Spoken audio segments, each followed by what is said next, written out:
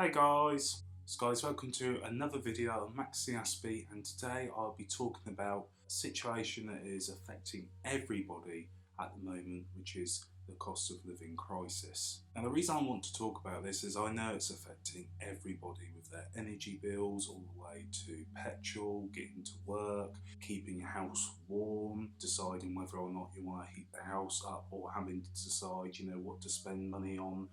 In terms of food prices have gone up, food banks is going up, the usage of food banks is going up, and it seems to me that everything at the moment it's very difficult and very hard for everyone. I'm not only making this video from a neurotypical point of view because it is hard and it is difficult and everybody is struggling, and it's just sad to think that everyone is just struggling to essentially live in today's world with everything that is going on and has been going on, and it's just seems to be getting worse and worse. But I'm not only making that video from a neurotypical point of view, but I'm more making it from a neurodiverse point of view, as Sky reported in the week that disabled people would be hit twice as harder than neurotypical people during the cost of living crisis. In this Sky report that they did, it states that there's this distinct lack of awareness for 14 million people who are disabled. And with this cost of living crisis, I feel it's just going to get as hard as ever. Not only from an autistic person's point of view or a disabled person's point of view, but also parents, employers, schools, universities, because as everything goes up and everything starts to cost more, the support, I feel, always goes down and down and down. And the support isn't there at the moment as it is, let alone with cost cutting to be put in place, because employers aren't going to be able to afford to support or help an autistic or disabled person in the workplace. Universities and schools aren't going to be able to put the right support and things in place for disabled people, because let's face it, at the moment with the budget cuts and everything else, they can't do it now, let alone with a cost of living crisis going on. And what I really feel sorry for is the carers and parents, as they're only getting paid £69.70 per week for carers allowance, and it only went up £2, as Susanna Reid stated on Good Morning Britain to the Prime Minister. Their carers allowance is £69.70 a week. It went up by just over £2 a week. You're not doing enough for people.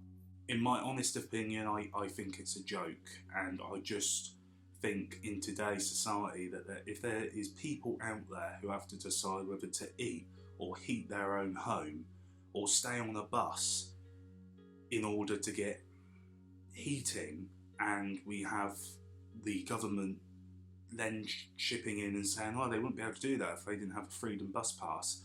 I just remind you that the 24-hour Freedom Bus Pass was something that I actually introduced, just parenthetically. Marvellous. So Elsie should be grateful to you for her bus pass. I think that sums up the state of where we are now at. And I know things have been tough. I know we've had things like COVID, Brexit, everything that's happening in Ukraine at the moment, and obviously my heart and my wishes and my love goes out to them. But at the same time, this isn't just a new thing for the autism community, for the disabled community. We have been constantly let down year after year after year, with cuts being put in place, with carers allowance money not going up, with only 21% of autistic people in full-time work, with 50% of autistic people getting excluded from schools, which they're not legally allowed to do. I thought I must have misunderstood that, which is that 50% of autistic children in this country are excluded from school. 50%, half. 50%, half. I feel that every step of the way we are let down, and that our current government isn't doing enough, and they should be. I'm not going to sit here and pretend to have all the answers, because I'm not a politician. I don't know legislation, I don't know policies as much as what they are going to know them. That I honestly feel that they are not doing enough, and they are constantly letting disabled people, autistic people, but also neurotypical people down.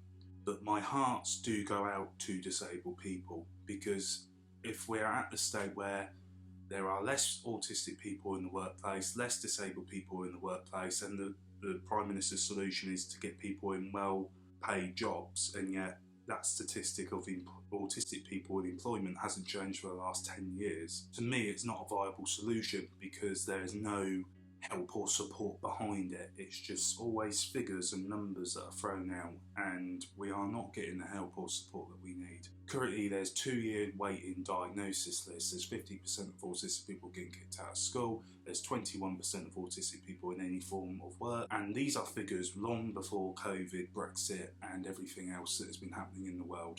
And I feel like the cost of living crisis is going to cause extreme amount of increases in those statistics or decreases in the ones that we want to go up, and I just don't feel it's right. So I ask everyone to share this video, to share the awareness that is going on in the disabled community and the autism community at the moment, because yes, we are all going through the same thing, but all the time it feels like that the disabled community are getting hit harder and harder and harder, and I would be amiss if I didn't speak about that on this channel. So please share, tell me about your experiences down below, tell me some ideas that you think government could do to improve things. And guys, thank you for watching as always, stay safe, hope you're all well, and if you ever need to talk, please feel free to message me or even put a comment down below. Guys, thank you for watching as always, take care, goodbye for now.